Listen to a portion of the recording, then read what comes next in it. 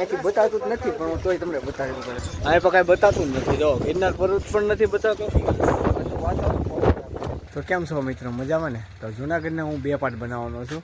પહેલા પાર્ટમાં મતલબ કે હું 9 તારીખે ડુંગળો ચડેલો હતો અને આજે છે 16 તારીખ. એટલે 16 તારીખ, અત્યારે તો 15 તારીખ છે, મતલબ 16 તારીખ એટલે સવારે હું વિડીયો અપલોડ કરવાનો છું. એ પ્રમાણે મેં તમને 16 તારીખ કીધી. તો વિડીયોમાં એક નાનકડી આમથી કોમેન્ટ મારી દેજો, વિડીયો કેવો લાગ્યો કેવો નહીં, ને ચેનલને સબસ્ક્રાઈબ કરી નાખજો ને બધા મિત્રો સાથે શેર કરી નાખજો. તો બનાવેલો વિડીયોમાં ને જૂનાગઢ ગિરનાર પર્વતની મજા લ્યો, એ પણ ચોમાસાની season. Hey guys, welcome to my new blog. તો આપણે આજે ગિરનાર ચડવા જઈ રહ્યા છીએ. મતલબ તો અત્યારે હું અંબાજીએ પૂગવા આવી ગયો છું. કેમ કે જો ભાઈ અંધારામાં ને કંઈ નીચે બતાતું નહોતું ને લાઇટિંગની સુવિધા કહેવાની. અત્યારે લાઇટિંગની સુવિધા છે, પવન દુનિયાનો છે.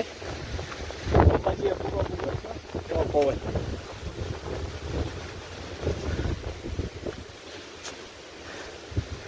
આયેલો આ કંઈક સીન છે,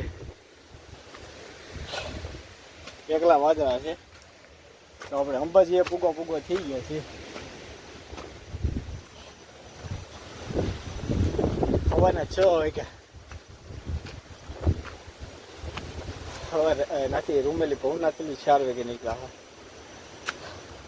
હું એક આગળ છું ને બાકી ઓલા 4 લોકો છે એ પાછળ થઈ ગયા.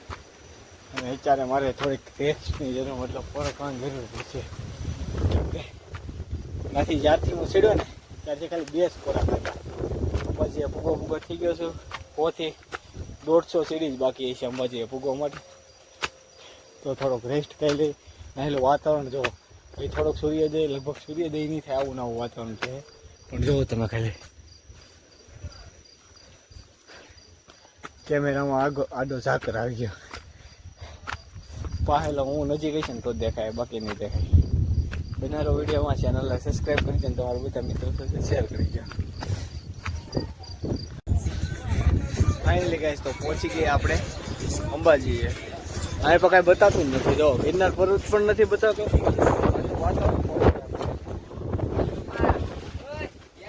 અહીંથી કંઈક આવું સીન છે. જો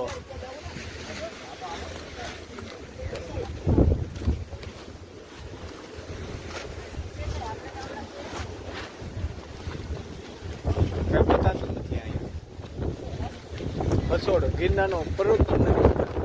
અહીંયા આગળ રસ્તામાં એક ભાઈ મળ્યા ને મને કહેતા કે આજમાં તુફાન બહુ ખરાબ છે. જો એવો રસ્તો નથી, મતલબ પવન ને એવું બહુ જ છે. તો અત્યારે જે લોકો પાછળ રહી ગયા માટે એમાં ઉભર પછી આગળ વિચારી શું કરવાનું છે, શું નહીં, જવું કે નથી જવું. પણ અહીંયા આવ્યો એટલે જવાની કોશિશ તો કરશું પૂરેપૂરી. વિડીયો બનાવી રહેજો. જો અહીંથી કંઈક સીન જોવો અત્યારનું. ઠંડીની વાત કરું તો બહુ ઠંડી લાગે.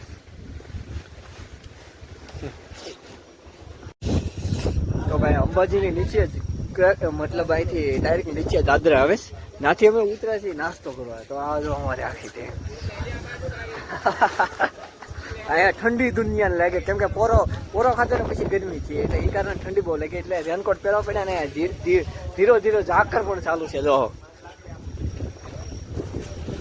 આ જો બધા લાઈક કરવાનું કઈ ગયો, લાઈક કરો, શેર કરો અને ફોલો કરો.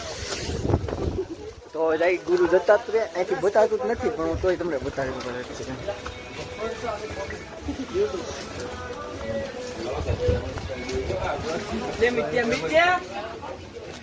જો અહીંથી નકર અહીંથી અંબાજી ઉતરીને એટલે ડાયરેક્ટ ગુરુ દત્તાત્રેયનું મંદિર બતાય. પણ અહીંથી અત્યારે કઈ બતાતું નથી, ડાયરેક્ટલી ઝાકર બતાય. તો વિડીયો બનાવી રહ્યો ને કદાચ મંદિરે તો નાની ફોટા પડવા દઈ, પણ કોશિશ કરી ઉપલા ગજામાં ડબલ ફોન રાખીને મંદિર બતાવવાનું. તો વિડીયો બનાવી રહેજો.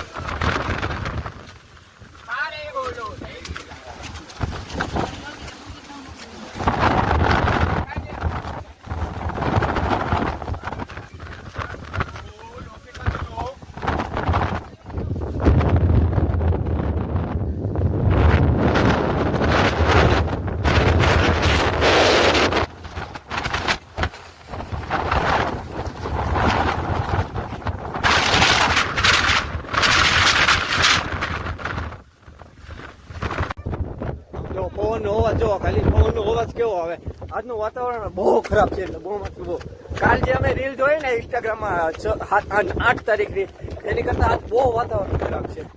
દુનિયાનો પવન છે ને આમ જો નીકળું દોડ જો કાંઈ આજુબાજુ કાંઈ નહીં બતાતું, ખાલી આમ સીડીઓ જ બતાવી જો. ખરેખર આજમાં બહુ એટલે બહુ પવન દુનિયાનો. આ એક મંદિર એવું છે આવી રીતથી છે જો. રિટર્નમાં હોય તમને ખબર હે ખોટા કપડા પલર છે આમ જો. એટલે અહીંથી ગડું અહીંથી આગો મામલ જાવ તો સંપલ કાઢીને જવાનો.